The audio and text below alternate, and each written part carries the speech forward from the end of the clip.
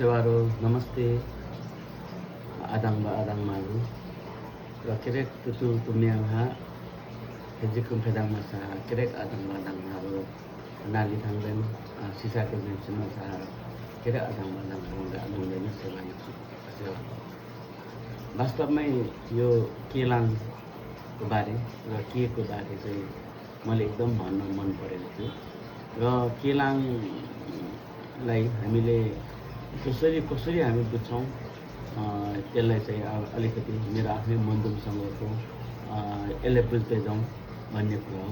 सबभन्दा पहिले के यो के भन्ने चाहिँ एउटा मात्रै शब्द हुन्छ र हामीले जान्नुपर्ने ती चारवटा कुराहरू हुन्छ। एउटा के को नाम कसरी रह्यो, सबभन्दा पहिले के को नाम कसरी रह्यो।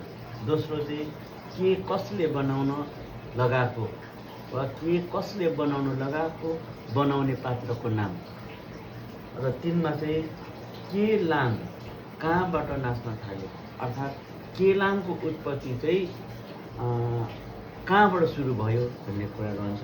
र चौथोमा चाहिँ पहिलो केलाङ नाच्ने पात्रहरूको नाम के हो, अर्थात् नाच्न थाल्दा सुरुमा नाच्ने कलाकारको नाम चाहिँ के हो। यी चारवटा कुरा चाहिँ हामी जान्यौँ भने जान्नुपर्छ भन्ने कुरा चाहिँ रहन्छ। र सर्वप्रथम त यो के को नाम कसरी रहन गयो भन्ने कुरा म हजुरलाई जानकारी दिन्छु।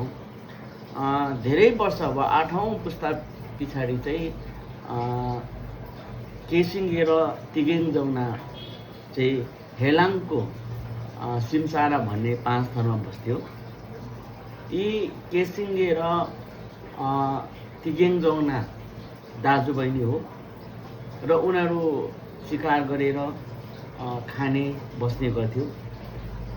शिकार गर्दै ल्याएर एक दिन दाइले शिकारको मासु तिगेङजौनामा धेरै बढी ल्याएर राखेरहेछ। त्यतिखेर तिगेङजौनाले चाहिँ त्यो मासुलाई चाहिँ बाँडिदियो गाउँमा। त्यो बाँडेपछि चाहिँ बाँड्ने चलन त्यतिखेर पनि रहेछ कि हामीले चाहिँ लिम्बू भाषामा त्यसलाई चाहिँ पम्फे भन्छौँ। र त्यो बेलादेखि नै हामी लिम्बू समुदायले त्यो मासु घरमा पूजाआजा गरेको कुनै पनि कुरालाई तल्लो घर माथिल्लो घर बाँडिदिने चलन पनि त्यतिखेरदेखि नै रहेछ भन्ने बुझ्नुपर्छ। त्यस पछाडि ठक्कै त्यो सिद्धिसकेपछि चाहिँ उहाँ फेरि पँधेरोमा जाँदै हुनुहुन्थ्यो तिगेङजना र त्यो गाउँकै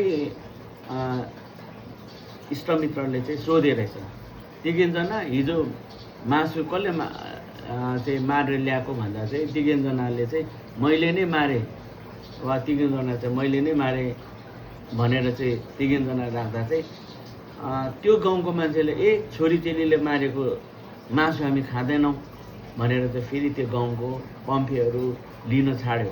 अर्थात् हाम्रो परम्परा वा हाम्रो पुर्खौलीले चाहिँ छोरी चेलीले मारेको मासु कुनै चिजहरू हामी खाँदैनौँ भनेर यो एउटा छ होइन, थियो र हिजोको दिन हामीले थाहा बोकेर आएका हौँ। यसरी नै एउटा बित्दै आए समयको चक्र र परिवर्तन हुँदै गयो र चक्रको अनुसार एक दिन चाहिँ शिकार भएन, चाहिँ एउटा चाहिँ बन्तरुल ल्याएर आए। बन्तरुल ल्याएर आउँदा चाहिँ त्यो बन्तरुल पकाउँदा चाहिँ त्यो बेला जनचेतना नभएको हुनाले उहाँको त्यो धुने पकाउने भन्ने जनचेतना नभएकोले चाहिँ नधुई पकाइसकेपछि खाँदा चाहिँ ढुङ्गा खायो।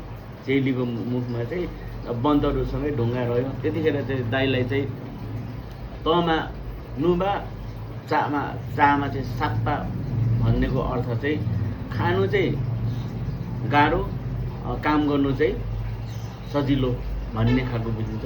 त्यो रिसले चाहिँ उहाँ दाजुबहिनी चाहिँ भोलिपल्ट दाइले चाहिँ के सोच्यो भने म बहिनीलाई चाहिँ आफै खोज्नु लाउँछ भनेर चाहिँ जानुभयो। उहाँहरू खोज्दै गए। त्यो खोज्ने क्रममा चाहिँ निवो खोलाको आसपास नै चाहिँ खोज्दै जाँदा चाहिँ बहिनीले नभेटेपछि चाहिँ उनीहरू चाहिँ नभेटेपछि दाजु चाहिँ नुवा खोलाकै एउटा ठाउँमा गएर बसे बहिनी अनि त्यसपछि त्यो बहिनीले भनेको कुरा सुनेर हिजोको दिन सम्झेर ऊ चाहिँ रिसले फर्किहाल्यो घरमा र बहिनीले चाहिँ अब बहिनी चाहिँ खोज्दा कुनै चिज मार्नु पनि सकेन के अरे बन्दर पनि खोज्नु सकेन लास्टमा तिर्खा लागेको बेला माथिल्लोपट्टि बाघको पिसाब र तल्लोपट्टि मान्छेको पिसाब पिउनु भयो त्यो पिएपछि धेरै वर्ष पछाडि गर्भवती भयो त्यहाँबाट चाहिँ केसामी नामसामी जन्मियो भन्ने कुरा चाहिँ मुद्दामा छ अब यतिमै आज हामी यो केसामी नामसामी गरौँ र अर्को पार्ट अब अर्को मेरो फेसबुक फेरि लाइक गरेर हेर्नुहोस् म फेरि त्यस केसामी नामसामीबाट जोडेर अर्को चाहिँ भागबाट लानेछु भन्दै आशेवारो नोगेन।